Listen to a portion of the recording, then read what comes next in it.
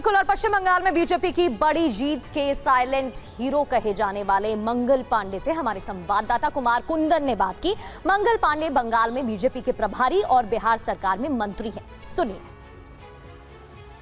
हमारे साथ मंगल पांडे जी मौजूद हैं। सर, पूरे चुनाव में जिन लोगों ने नेपथ्य में और सामने में रह के काम किया उसमें आप भी एक थे, किस तरीके से देखते हैं इस जीत को?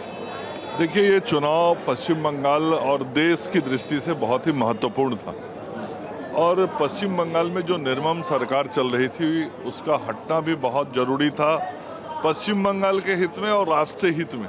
और पश्चिम बंगाल की जनता ने वो कर दिखाया जिसकी आवश्यकता पश्चिम बंगाल को और पूरे देश को थी। और एक नया सवेरा हुआ है, एक नए रास्ते पे पश्चिम बंगाल आगे चलेगा आदरणीय प्रधानमंत्री नरेंद्र मोदी जी के नेतृत्व में, और डबल इंजन की सरकार यहाँ बनेगी।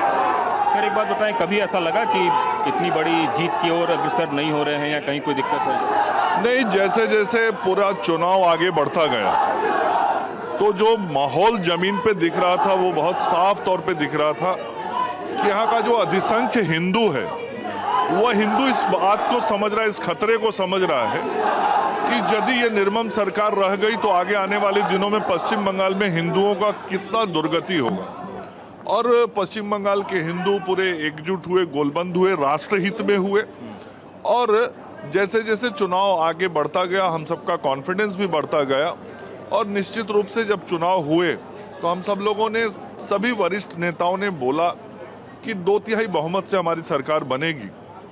और जब परिणाम आया है तो 2/3 से भी थोड़ा आगे बढ़ गए। अमित सर ने बोला है कि 9 मई को जो है शपथ ग्रहण हो सकता है, उसकी तैयारी किस तरीके से चल रही है? केंद्रीय नेतृत्व तिथि तय करेगा और सारे आगे के कार्यक्रमों के संदर्भ में राष्ट्रीय नेतृत्व के द्वारा कार्यक्रम तय किए जाएंगे।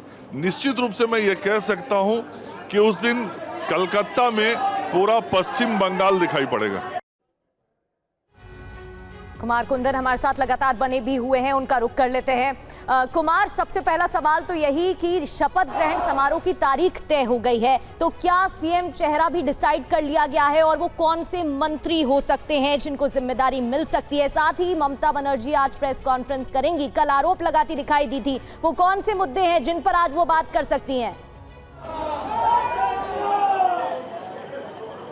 देखिए, 2-3 बातें बहुत अहम हैं। सबसे पहली बात तो जहां तक शपथ ग्रहण समारोह की है तो एक टेंटेटिव डेट है 9 मई, क्योंकि उस दिन रविंद्रनाथ टैगोर का जन्मदिन है। तो ऐसी आशा की जा रही है कि एक ऑस्पिशियस डे है, उस दिन किया जा सकता है। हालांकि मैं रिपीट करना चाहूँगा, इस पर आधिकारिक पुष्टि केंद्रीय बीजेपी दफ्तर से नहीं हुई है, क्योंकि अभी तक पर्यवेक्षकों के नाम का ऐलान भी नहीं हुआ है बंगाल को लेकर।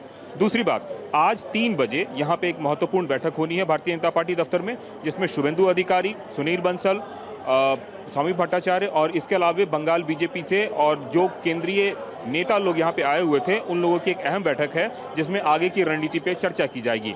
तीसरी बात, जहाँ तक कैबिनेट पोर्टफोलियो की बात की तो निश्चित रूप से शुभेंदु अधिकारी फ्रंट रनर हैं अभी तक मुख्यमंत्री की रेस में, ऐसा कहा जा रहा है, क्योंकि उन्होंने 2 बार ममता बनर्जी को हराया है, जो अपने आप में एक इतिहास है, 2021 में और इस बार भवानीपुर से।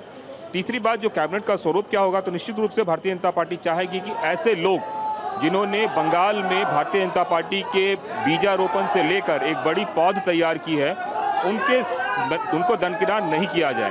तो अब वो स्वरूप कैसा होगा, किस तरीके से होगा, ये तो आला कमान ही तय करेगा, लेकिन हाँ, इंतजार सबको इस बात का जरूर है। और चौथी बात, एक तस्वीर दिखाना चाहूँगा मैं इधर, अभी भी भारतीय जनता पार्टी के कार्यकर्ता बड़ी संख्या में जय श्री राम और तमाम नारों के साथ आपको बीजेपी दफ्तर में नजर आ रहे होंगे। तो ये बता रहा है कि किस तरीके से यहाँ पे उत्साह अभी भी चरम पे है। और 24 घंटे बीत चुके हैं एक तरह से जीत के, इसके बावजूद भी जश्न में कहीं कोई कमी नजर नहीं आ रही है। प्रगति।